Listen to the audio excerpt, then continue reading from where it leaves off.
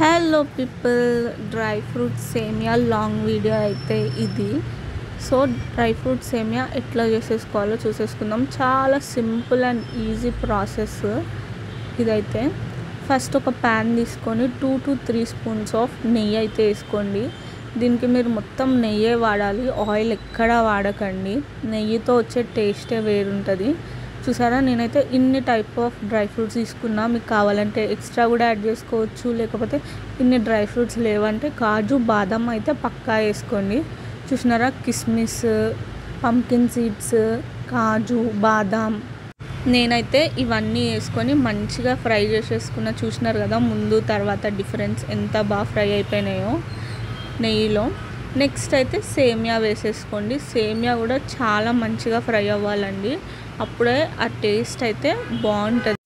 And సేమియా వేసుకున్నాక మీకు కావాలంటే కొంచెం నెయ్యి యాడ్ చేసుకోండి. నేనైతే యాడ్ చేసుకుంటాను నెయ్యి.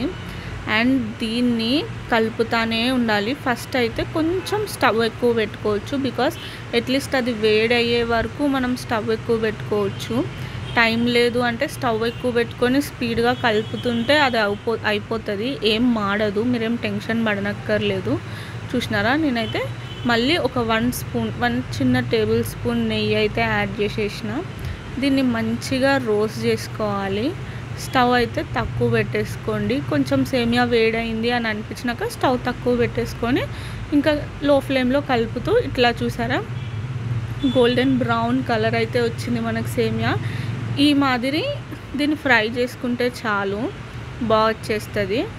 నెక్స్ట్ దీన్ని సపరేట్గా ఒక ప్లేట్లోకి అయితే తీసుకొని సేమ్ అదే ప్యాన్లో కొన్ని వాటర్ యాడ్ చేసుకోండి. మీకు కావాలంటే మొత్తం మిల్క్తోనే చేసేసుకోవచ్చు. నేనైతే కొన్ని వాటర్ ఎందుకు యాడ్ చేసుకుంటా అంటే మరీ పచ్చిపాలు అయితే అందరికీ పడవు, అందుకే కొన్ని వాటర్ యాడ్ చేసుకుంటా. ప్లస్ సేమియా కూడా తొందరగా ఉడికిపోతుంది.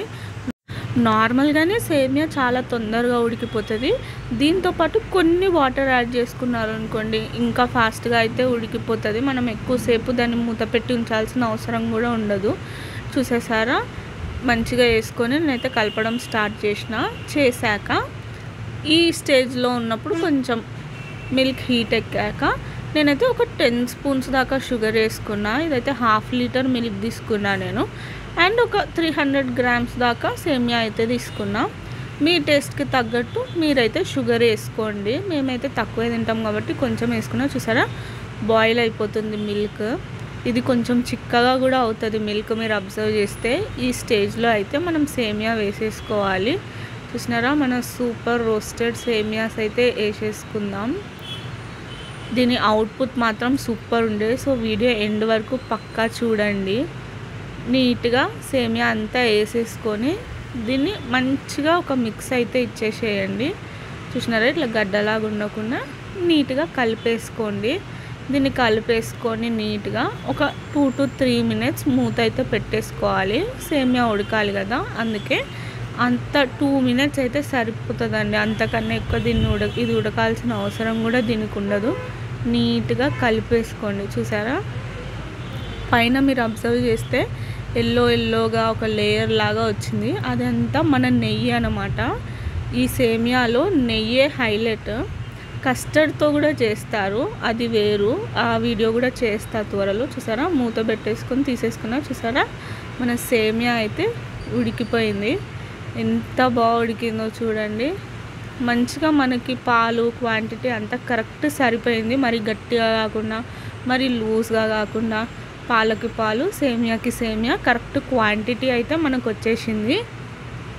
ఇప్పుడైతే ఇందులో మనం ఫస్ట్ వేయించేసి పెట్టుకున్నాం కదా డ్రై ఫ్రూట్స్, అవైతే వేసేసుకోవాలి.